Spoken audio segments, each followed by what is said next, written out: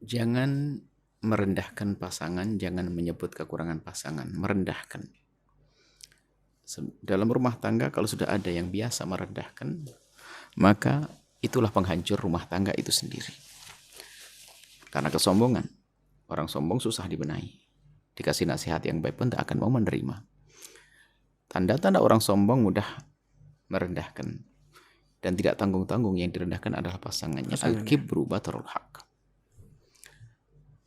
Mestinya secara akal ya, kalau memang pasanganmu tuh rendah, kan sudah menjadi pasanganmu, berarti kamu harus mengangkat dia dong. Kalau tidak bisa mengangkat dia, dirimu lemah.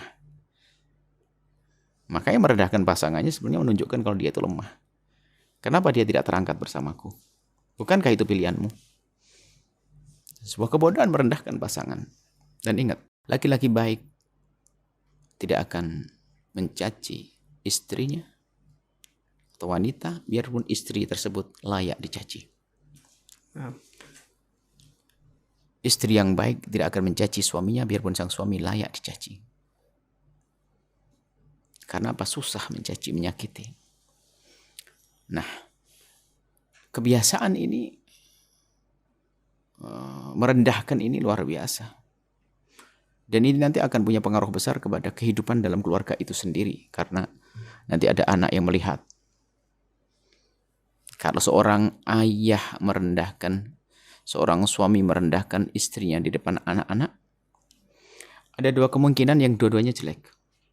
Pertama, anak ikut ayahnya yang merendahkan ibunya, maka saat itulah sang anak sudah daftar durhaka kepada ibundanya. Atau anak tidak terima, maka ujung-ujungnya adalah anak marah kepada sang ayahanda yang merendahkan ibunya. Jelek semuanya. Makanya hati-hati dalam rumah tangga, yang ada seharusnya penghargaan. Saling sanjung.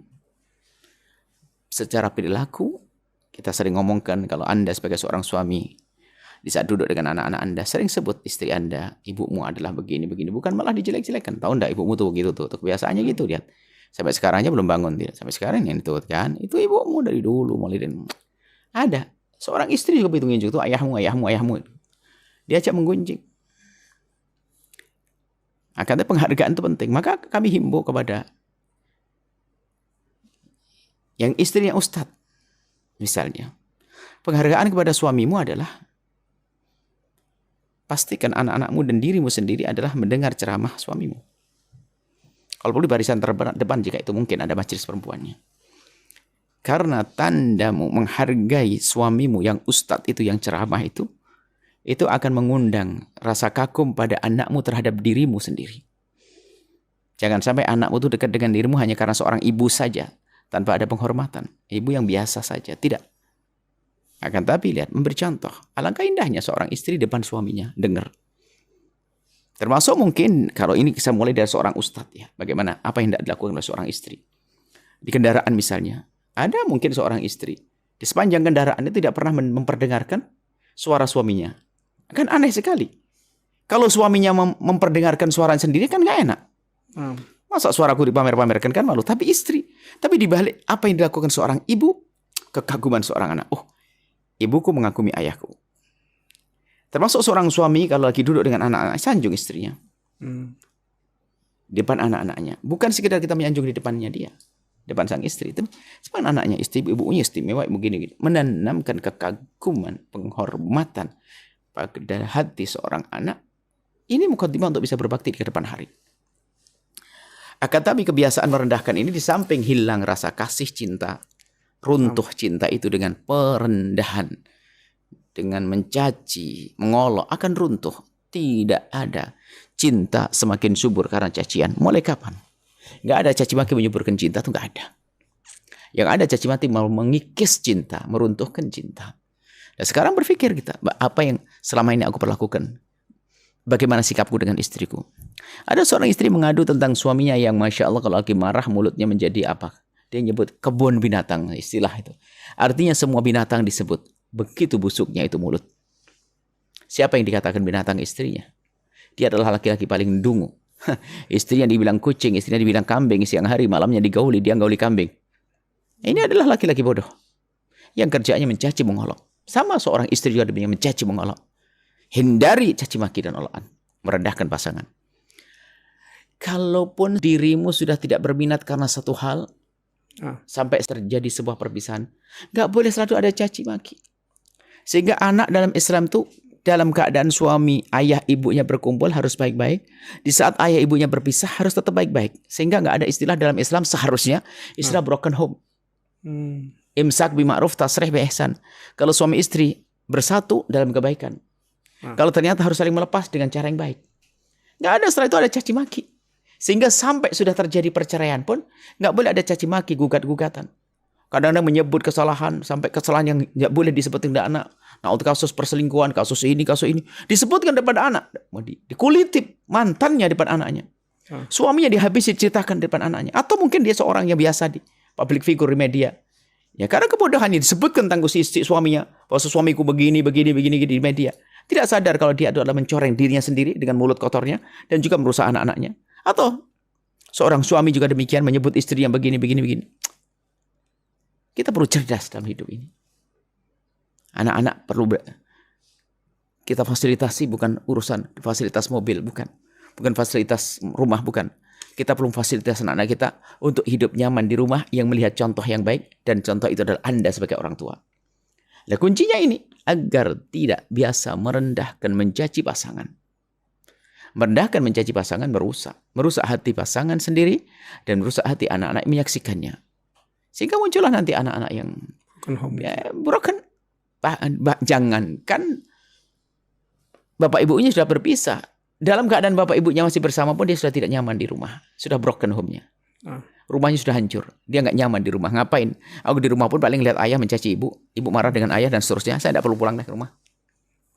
Saya perlunya di sini aja deh. Di gardu. Di tempat yang nggak baik dan sebagainya. Maka perlu kami ingatkan kepada semuanya. Ayo pastikan di rumahmu adalah baik, indah. Di antaranya adalah hindari merendahkan pasangan, mencaci. Begitu sebaliknya, ganti dengan sanjungan. Biarpun sanjungan sifatnya ucapan, oke, atau perilaku. Alangkah indahnya seorang istri di saat suami datang, bergegas menyambutnya. Kemudian di saat sang suami menginginkan air, batuk itu saja, seorang istri bergegas lari mengambil air. Dilihat oleh seorang anak. Apa yang terjadi pada diri seorang anak? Kekaguman hebat ibuku, pengabdiannya kepada ayahku. Itu mukaddimah, sang anak akan patuh pada ibunya. Karena sudah dikasih contoh bahasanya ibunya adalah orang yang sangat patuh pada suami. Begitu juga ayahnya. Ayah di saat uminya mau pergi, ternyata ayahnya bingung nyiapin sandal. Tiba-tiba ngambil sandalnya. Mama, ini sandalnya tadi di sana. Sudah dibersihin. Sambil bersihkan sandal sang ayah. Sang anak terkagum, oh ayahku. Itu mukaddimah kepatuhan seorang anak pada ayahnya di masa depan, di kedepan hari. Nah, hal-hal semacam ini punya makna besar dalam kehidupan keluarga itu sendiri yang tadi kita sebutin. Keluarga ada anggotanya. Bukan sekadar suami istri, ada anak, ada ini, ada mertua, ada segala macam. Bisa jadi seperti itu. Nah, ada mungkin yang urusan penghormatan, misalnya seorang ayah sama ibu, suami istri lagi duduk di kursi begini, lalu melihat anak yang baru pulang sekolah. Sang anak di saat mendatangi langsung bergegas mau datang kepada ayahnya, karena ayahnya kebetulan paling dekat dengan pintu.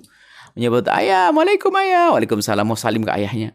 Ternyata di saat sang anak mendekat, sang ayah hendak bersalaman, sang ayah menyembunyikan tangannya. Setelah menyembunyikan tangannya, lalu ayah berkata sambil mendorong dengan dagunya kepala anaknya, sana, umikmu dulu sayang, kata Rasulullah, umik dulu. Melihat penghargaan seorang ayah kepada ibunya ibunya sang anak tersebut, ayah menghargai, suami menghargai istrinya, maka terkagum dia. Dia terkagum-kagum kepada ayahnya. Kemudian berlari menuju ibunya. Ternyata di saat mau salaman dengan ibunya pun mengangkat, menyembunyikan tangannya dan berkata, kenapa? Ayo. Kata abinya, suruh salam umik dulu. Tidak. Imam kita di rumah adalah ayahmu. Ayo bergegas kepada ayahmu. Lari seorang anak pada sang ayah dengan kebingungan, tapi kebingungan positif. Apa yang disimpulkan dalam hati yang tidak pernah diungkapkan oleh ayahnya? Bahwasanya ibuku menghargai ayahku, ayahku menghargai ibuku. Nah, dan ini luas kalau kita jabarkan tentang ini. Masalah tidak boleh mencaci, tidak boleh mengolok. Dan bisa kembali kepada masalah sebelum. Kalau kita bisa mencaci, mengolok, merendahkan, itu berarti kita menuntut dia. Dan tuntutan itu sudah kita sebutkan bahasanya, mengganggu hati. Tidak bikin nyaman. Nah ini. Maka dari itu, ayo kita biasakan di rumah kita untuk biasa menyebut kebaikan. Loh, menyebut ketidakbaikan, merendahkan ini kan halus sekali ya. Kadang hati yang sensitif ya. Anda jangan menjadi orang yang hati sensitif itu cepat marah, nggak jelas.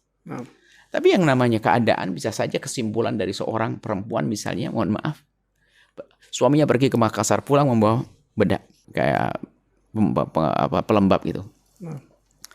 Ternyata ada tulisannya, ini bedak lulur pemutih kulit.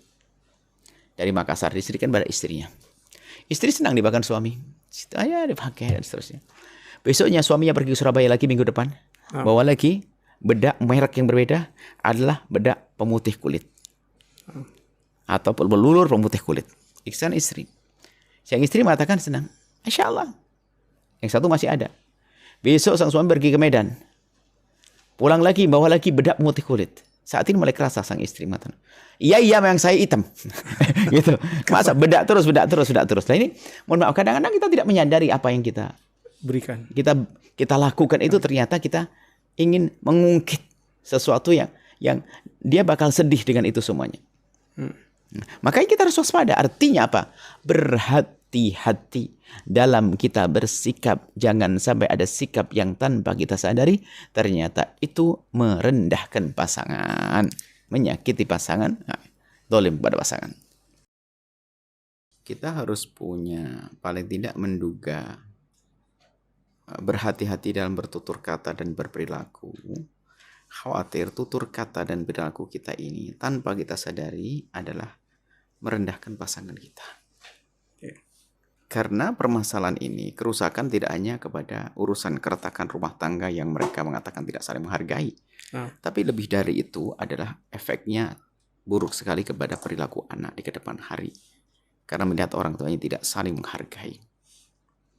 Nah ini, jangan biasa merendahkan pasangan dan mencari-cari kekurangannya. Bahkan, kalau seandainya terlanjur kita menemukan kekurangan pasangan kita, maka pastikan kita tidak akan menyebut sampai mati. Cacat misalnya. Bukan urusan masalahnya, urusan hak-hakullah. Artinya urusan misalnya cacat, fisiknya kurang dan sebagainya. Nggak perlu kita menyebut sampai akhir zaman. Sampai wafat. Kenapa? Kalau kita sebut akan menyakitkan hatinya. Seolah nggak tahu. Termasuk jenis kekurangan. Siapa yang nggak kurang? Dengan kecerdasan kita pandai masih bisa melihat yang baik. Sisi baik. Nah ini, kepandian melihat sisi baik ini adalah sebenarnya kecerdasan hati. Makanya orang kalau hatinya kotor itu biasanya langsung memenuhi matanya dengan pandangan kotor, suudzon terus. Tapi kalau hatinya bersih akan punya pandangan bersih. Bahkan suudzon menjadi susah. Prasangka buruk jadi susah. Jadi kalau masih ada kebaikan yang bisa kita sebut, kenapa kok kita nyebut kejelekannya? Ya karena kebodohannya, maka disebut kejelekannya. Sampai ada gambaran cerita tentang seorang raja yang ini bagaimana kita memandang seorang raja yang kupingnya itu nggak ada. Jadi kupingnya hanya satu. Cacatnya. Akan tapi seorang raja kan harus ada dipajang fotonya. Akhirnya membuat fotografer, ngundang fotografer. Atau pelukis. Sehingga seorang pelukis pertama itu langsung menggambar gambarnya raja itu cuman kupingnya disempurnakan. Kiri kanan jadi ada. Raja nggak senang. Kenapa? Ini bohong. Ya kan? Ini bohong. Pokoknya dia bingung aja pokoknya pengen ada foto. Ada yang kedua adalah pakai foto ya dilukis ya biasa kupingnya nggak ada. Kuping kanannya itu tidak ada. Akhirnya marah juga tuh kemana? Marah-marah. Kau bikin aku malu. Bagaimana pokoknya? Kayak ada orang fotografer tenang raja. Raja duduk di situ. Dia muter langsung dia dari piring arah sana. Raja begini tampak gagah ganteng begitu. Hadir satu lukisan.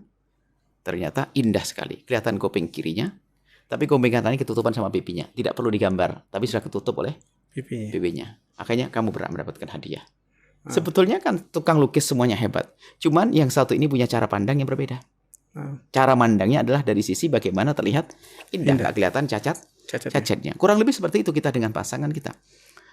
Cuman kadang Masya Allah ada orang mata kotor. Maka yang dilihat kotor. Seperti lalat. Lalat itu senangnya dikotor-kotor. Yang wangi-wangi enggak.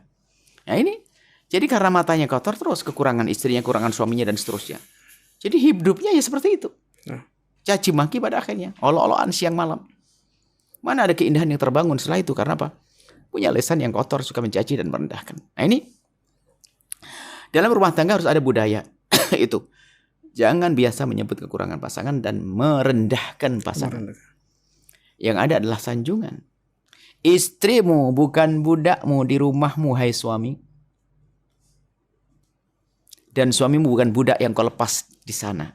Sebab memperbudak itu halus. Kadang-kadang seorang istri memperbudak suami bukan di rumahnya. Suruh kerja, tok, nggak pulang, nggak apa-apa, yang penting duitnya nyampe. Sehingga ada seorang suami bekerja di tempat yang jauh, bertahun-tahun nggak pernah pulang. Hanya ngirim duit kepada istrinya, tidak pernah dirindu oleh istrinya. Sebetulnya halus dia memperbudak suami. Ada seorang istri di rumahnya diperbudak oleh istri suaminya. Di rumahnya. Kalau sudah ada seperti itu adalah memperbudakkan, merendahkan. Artinya menganggap dia tidak bernilai, maka dia seperti itu. Mana ada penghargaan? Coba bayangkan, Anda membayangkan saja kalau seandainya ini belum terjadi dalam rumah tangga Anda. Bayangkan ada suami istri yang hidup ya udah kan saling menghargai, saling menghormati.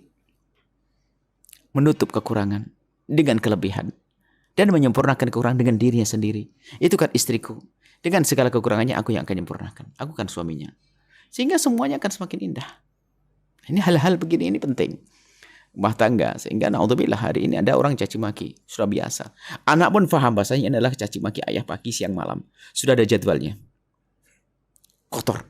Mudah mengolok, mudah merendahkan. Masuk perilaku dan lain sebagainya. Sikap merendahkan.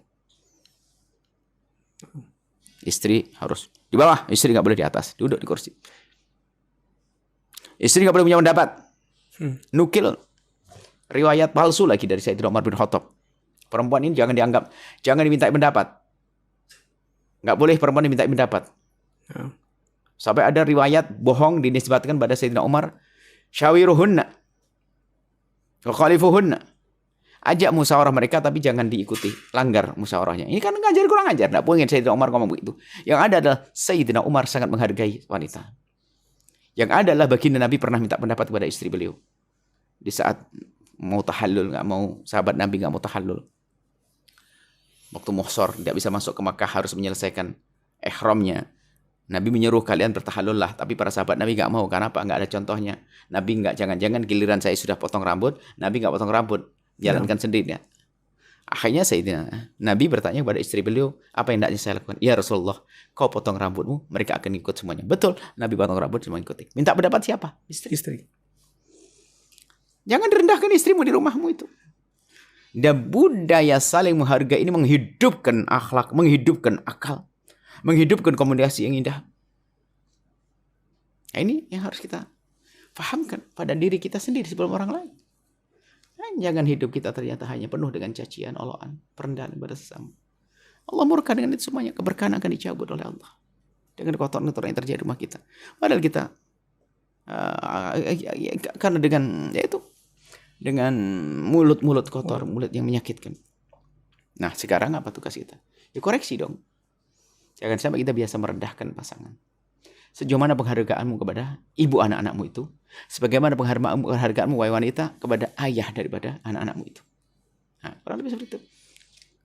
Baik. Masya Allah. Alhamdulillah. Terima kasih banyak Bu ya. Dan kita sudah sampai pada kesimpulan serta doa keberkahan Bu ya. Masya Allah. Kesimpulannya laki-laki karena ilmu ini bukan kita berikan kepada orang, lalu kita tidak mengamalkannya, maka yang pertama dan utama adalah ayo ilmu ini adalah untuk kita terlebih dahulu. Bagaimana kita dengan keluarga berbenah dengan cara yaitu tadi membudayakan hidup saling menghormati di dalam keluarga sampai luar biasa indah, saling menghargai, tidak ada yang merendahkan, tidak ada yang mencari-cari kesalahan, tidak ada yang mencaci. Ini kesimpulannya. Ayo koreksi diri Anda. Kalau ini ternyata Anda adalah yang membuat kerusakan, maka adalah kalau Anda yang memulai dengan ketidakbaikan. Kalau tadi disebutkan adalah kalau Anda adalah orang yang memulai dengan caci maki olok-olokan, maka Anda adalah perusak rumah tangga itu sendiri. Pastikan insyaf kita perlu insyaf. Nah, maka dengan kesadaran ini baru kita akan berbenah. Insya Allah rumah tangga akan indah, tidak akan terbawa kepada cara hidup di luar sana yang mengerikan. Kan tapi punya rambu-rambu kan rumahnya indah, rumahnya saling menghargai.